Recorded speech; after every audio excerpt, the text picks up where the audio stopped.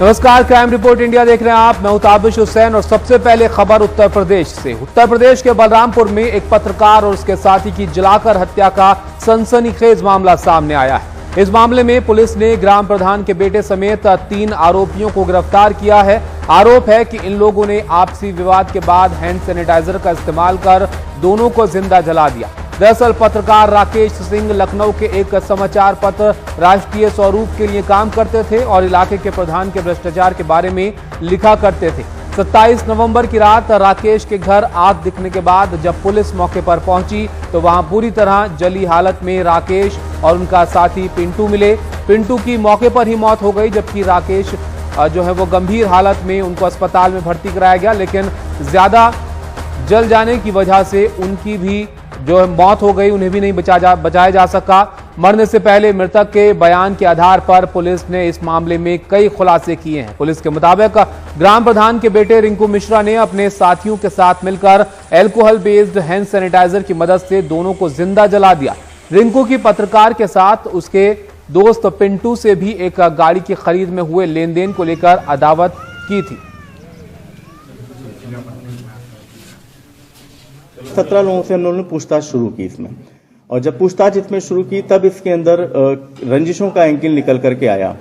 राकेश सिंह निर्भीक एक पत्रकार थे और काफी निर्भीक पत्रकार थे, तो उन्होंने कई बार ऐसा था कि कई लोगों के खिलाफ लिखा था, और अभी हाल में ही उन्होंने अपने वीडियो में भी बताया था कि जो उनके गांव के प्रधान थे उनके खिलाफ ये लिख रहे थे।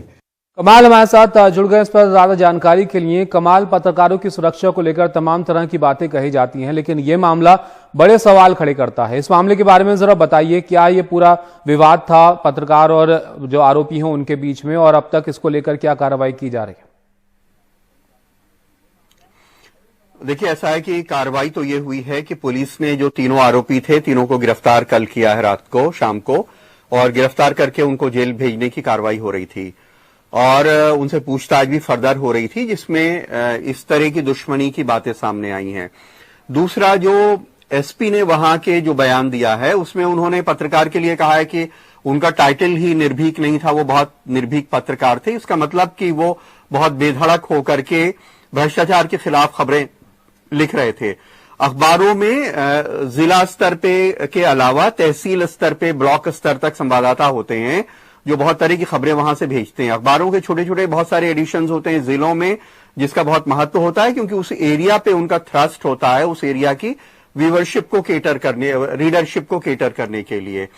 तो ये पता चला है कि वो ग्राम प्रधान ने वहां पे कोई घोटाला वगैरह किया हुआ है, उनके ऊपर घोटालों के आरोप हैं, जिसके ऊपर पुलिस कह रही है कि वो लगातार लिख रहे थे, जिससे वो बहुत नाराज थे। और जब वो जहां पे बैठे हुए थे वहां पे उनका दोस्त बैठा था, जिसका ग्राम प्रधान के साथी को उसने अपनी कार बेची थी, जिसका उसने पैसा नहीं दिया था। तो ग्राम प्रधान से भी झगड़ा था, उनके बेटे से, और उनके बेटे के साथी से भी झगड़ा था। और जिनसे झगड़ा था एक पत्रकार थे, एक पत्रकार के साथी थे, दोनों एक जगह मिल गए। उनके लिए कह रहे हैं कि बाहर से कुंडी बंद की और एक एक्सपर्ट को बुला के लाए जो उनका दोस्त था अकरम, जिसके लिए वो कह रहे हैं कि आग से जलाने और आग लगा के हत्या करने का वो एक्सपर्ट है। उसने सैनिटाइजर इनके ऊपर, पहले शराब वगैरह पिलाई गई थी, ये बेसुध थे, इनके ऊपर सैनिटाइजर छिड़क करके इनको जिंदा जला दिया। तो ये एक दुस्साहस की बात है। और पत्रकारों के ऊपर बहुत सारे मुकदमे सरकार ने भी किए हैं, बहुत मारपीट की और हत्या की घटनाएं भी बहुत सारे लोगों के साथ में हुई हैं। और जब एक ऐसा माहौल होता है कि आदमी को लगता है कि इसका कोई इसके ऊपर नहीं है या बहुत प्रोटेक्टेड नहीं है, तो उसका दिल ज्यादा बढ़ जाता है उसके खिलाफ कार्रवाई करने के लिए। शायद इसलिए यह घटना हुई होगी। शुक्रिया कमाल आपका सब जानकारी के लिए। तो पत्रकार और साथी की बेरहमी से हत्या कर देने का यह मामला है, जिसके ऊपर कमाल ज्यादा जानकारी आपको दे रहे थे। आगे बढ़ते हैं और आपको बताएं कि यूपी में तथाकथित लव जिहाद पास बिल जो है वो पास होने के बाद बरेली में इस आरोप में एक पहला केस दर्ज हो गया, और एक दूसरे केस में शादी के बाद 1 साल तक ससुराल में रहने के बाद लड़की ने लड़के पर धर्म छिपाकर उसके साथ लव जिहाद करने का आरोप लगाया है। पुलिस ने इसमें रेप का केस दर्ज कर लिया है। ओवैस की गांव की लड़की से दोस्ती थी। लड़की के पिता कहते हैं कि वो लड़की को भगा ले गया। बाद में पिता उसे वापस लाए और हिंदू लड़के से शादी कर दी। पिता कहते हैं कि ओवैस इससे नाराज है। लड़की कहीं मिल जाती है तो कहता है कि धर्म परिवर्तन कर लो। आदमी की दवा बना रहा हूँ और फिर उसे रास्ता में घेर दो और स्कूल जाती है जब घेर दो उसे बहला फुसला को ले गो और उसने फरार कर दी यहाँ से। फिर हम लोगों को पता चली, फिर हम वहाँ से उसे के लिए लाए के फिर पुलिस में ला के फिर हमने उसके अपने पुलिस ने हमें दे दिया और फिर अब हम अपने घर ला के हमने उसकी शादी कर दी। शादी करने के बाद अब ये हमारे लिए सालों रास्ता में मिलता है और गांव में इधर घेरता है उधर घेरता है और मान की हमें धमकी देता है। क्या कहता है वो? कहता है कि तुमने हमारे साथ जो किया है तुम्हें पता चल जाएगी। पुलिस ने भी फौरन नए कानून में मुकदमा दर्ज कर लिया। ऐसे में ये प्रार्थना पत्र पर तत्काल मुकदमा वहां लिखा गया है, FIR लिखी गई, जिसका मुकदमा अपराध संख्या 361/20 है, 504, 506 और इस नए अधिनियम की धारा 3/5 उत्तर प्रदेश विधि विरुद्ध धर्म परिवर्तन प्रतिषेध अधिनियम 2020 के तहत ये FIR की गई है और नियमानुसार इसकी विवेचना प्रभारी निरीक्षक द्वारा स्वयं की जा रही है। बरेली के दूसरे मामले में रिपोर्ट के मुताबिक लड़की से मुस्लिम लड़के ने मंदिर में शादी की, 1 साल से साथ रह रहे थे। लड़के पे लड़की का गर्भपात का आरोप है। लड़की का कहना है कि लड़के ने लव जिहाद किया है, उसको पता नहीं था कि लड़का मुस्लिम है। वो अब उससे मुस्लिम होकर निकाह करने भी कह रहा है। क्या कहता था वो? नाम क्या बताता था? कि वो अपना नाम कुणाल शर्मा बताता था। कहीं मैं काम करती थी राजेंद्र नगर में, वहाँ मेरे आगे पीछे फिरता था। पता नहीं कहाँ से उसका नंबर मिल गया, फ़ोन वोन करता था मेरे को। फ़ोन वोन करने के बाद में फिर मैं अपने इधर घर आती थी, मेरे को छोड़ने भी आता था यहाँ तक। पुलिस ने लड़के पे रेप का केस दर्ज कर लिया है। इसमें एक ताहिर हुसैन नाम का व्यक्ति है, इसके साथ ही इसके अन्य घर के लोग भी हैं। टोटल इसमें कुल 4 लोग हैं।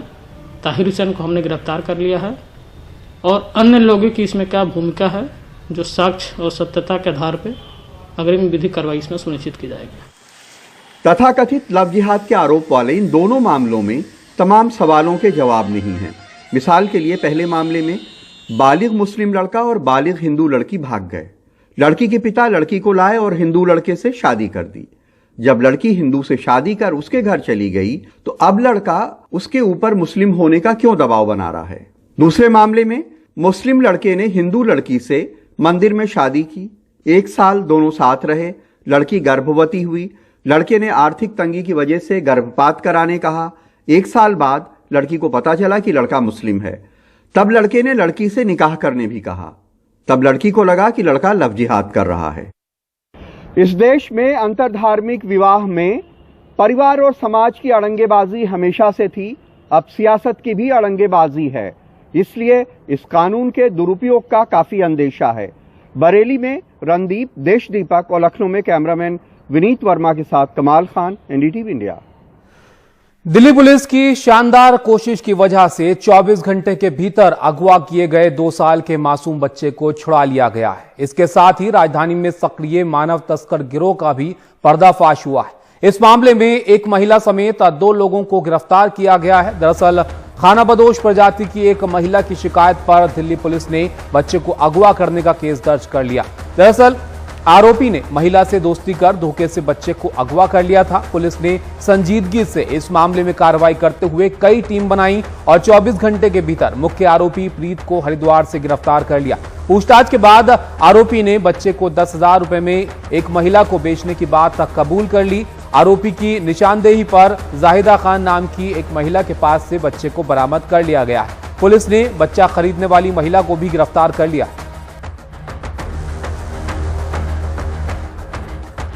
नए कृषि कानूनों को लेकर किसान और सरकार अब भी आमने सामने है। दिल्ली के सिंघू बॉर्डर पर 27 नवंबर को प्रदर्शन कर रहे किसानों ने बैरिकेड तोड़कर जबरन दिल्ली में घुसने की कोशिश की थी। पुलिस ने भीड़ को नियंत्रित करने के लिए बल प्रयोग किया था और आंसू गैस के गोले उस वक्त छोड़े गए थे। दिल्ली पुलिस के 3-4 पुलिस वालों को भी चोटें आई थी। दिल्ली पुलिस ने दंगा करने, सरकारी संपत्ति को नुकसान पहुंचाने समेत अन्य धाराओं के तहत यहां पर मुकदमा दर्ज किया है। अलीपुर थाने में यह केस दर्ज किया गया है। अज्ञात लोगों के खिलाफ यह मामला जो है वो दर्ज हुआ है। यहां रुकेंगे एक ब्रेक के लिए। ब्रेक के बाद आप देखिए तेंदुए ने कहां मचाया है आग। जल्द हाजिर होते हैं।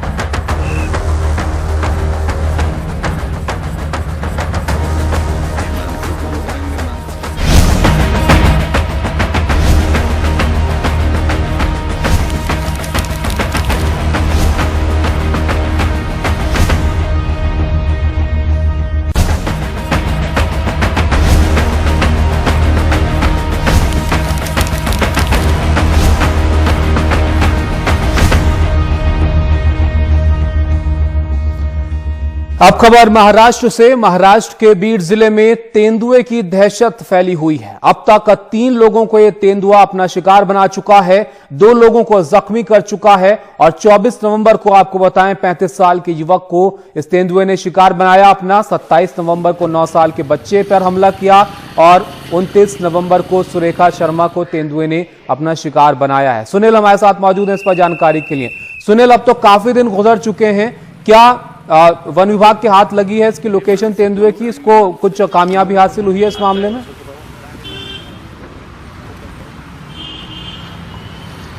देखिए, तभी से ये 24 से इसने हमला करना शुरू किया, खास करके बीड जिले के आष्टी तहसील में। और अब तक 24 फिर 27 और 29 नवंबर 3 लोगों की जान ले चुका है, 2 लोग जख्मी हो चुके हैं। वन विभाग लगातार कोशिश कर रहा है। उसने 4 ट्रैंक्विलाइजर टीम बनाई है, 8 से 10 पिंजरे लगाए गए जगह जगह पर और 12 ऐसी टीमें बनाई गई हैं जो कि ज़्यादातर जगह जगह पर जागरूकता फैला रही हैं, बता रहे हैं कि किस तरह से हमको बचाव करना है और कैसे पहचानना है कि वो तेंदुआ है, शेर है या फिर दूसरा कोई जानवर है। लेकिन अभी तक किसी को कुछ सफलता नहीं मिली है और अभी तक बड़ी बात तो यह है कि उसकी एक तस्वीर भी कैद नहीं हो पाई है। लेकिन ये जरूर माना गया है, जो कि प्रत्यक्षदर्शी हैं या जो जख्मी हुए थे जिनकी बाद में मौत हो गई, उनके बयानों से साफ है कि तेंदुआ है वो लगातार हमला कर रहा है और अब तक उसने जो है कि जो अकेले में या कमजोर में या इक्का दुक्का पाए गए वहीं पर हमला कर रहा है, ये देखने में आया है। तो कोशिश जारी है उसे पकड़ने की, उसको पहचानने की, लेकिन अभी तक उसमें सफलता नहीं मिली है। लिहाजा लोगों में दहशत फैली हुई है क्योंकि 3 की मौत हो चुकी है अब तक इस पूरे मामले में। बड़ी बात यह है कि इसके पहले ही 15 दिन पहले ही पैठन में, जो कि औरंगाबाद जिले में आता है और 1-2 तहसील छोड़कर ही है, रास्ता लगभग वही है, ये सब पैदा हो रहा है। वन विभाग का कहना है कि हो सकता है पैठन में जो पिछले 15 दिनों में 2 शिकार हुए थे, किसी तेंदुए ने किया था, वही तेंदुआ शायद चलकर यहाँ पर आ चुका है और यहाँ पर अब आकर वो इंसानों को अपना निशाना बना रहा है। शुक्रिया सुनील आपका सब जानकारी के लिए। तो सुनील बता रहे थे लगातार कोशिश जारी है इस तेंदुए को पकड़ने की, इसका पता लगाने की, लेकिन अभी तक इसमें कोई सफलता हासिल नहीं हो सकी है। 3 लोगों को ये अभी तक अपना शिकार बना चुका है। आगे बढ़ते हैं और आपको बताएं महाराष्ट्र के अहमदनगर में एनसीपी कार्यकर्ता और यशस्विनी महिला ब्रिगेड की अध्यक्ष रेखा भाऊसाहब जरे की हत्या कर दी गई है। वारदात कल रात 8 बजे के करीब हुई जब यशस्विनी पारनेर तहसील के जाते गांव से अपनी कार से वापस आ रही थी। लौटते वक्त सामने से आ रहे एक 2 पहिया सवार से उनका झगड़ा हुआ। 2 पहिया सवार ने उन पर धारदार हथियार से हमला कर दिया और मौके से फरार हो गया।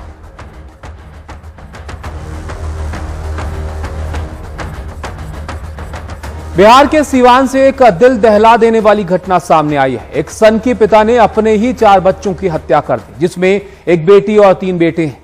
इस व्यक्ति ने अपने ही परिवार के 6 लोगों पर कुल्हाड़ी से हमला कर दिया, जिसमें 4 की मौत हो गई जबकि एक बेटा और पत्नी गंभीर रूप से घायल हो गए। पुलिस ने आरोपी पिता को गिरफ्तार कर लिया है। अब वक्त हो गया क्राइम रैप का। आपको तेज रफ्तार से दिखाते हैं क्राइम से जुड़ी हुई और खबरें।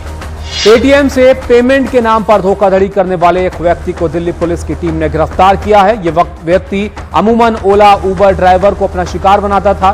ताजा मामले में उसने कैब ड्राइवर को पेटीएम के जरिए 4000 रुपए का पेमेंट किया और ड्राइवर से पैसे ले लिए। बाद में पता चला कि आरोपी ने ड्राइवर को मोबाइल पर नकली पेटीएम रिसीप्ट भेजी थी।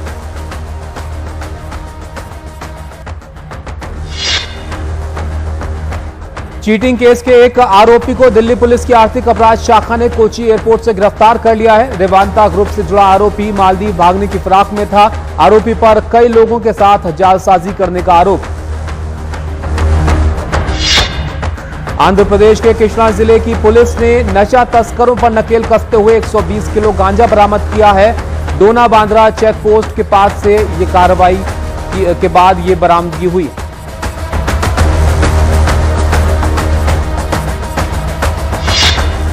चेन्नई एयरपोर्ट से एक बार फिर अवैध तरीके से लाया गया सोना बरामद किया गया है। कस्टम अधिकारियों ने 14 लाख रुपए का सोना सीज किया। इसे नेल कटर और फेस क्रीम के बॉक्स में छुपाकर लाया गया था।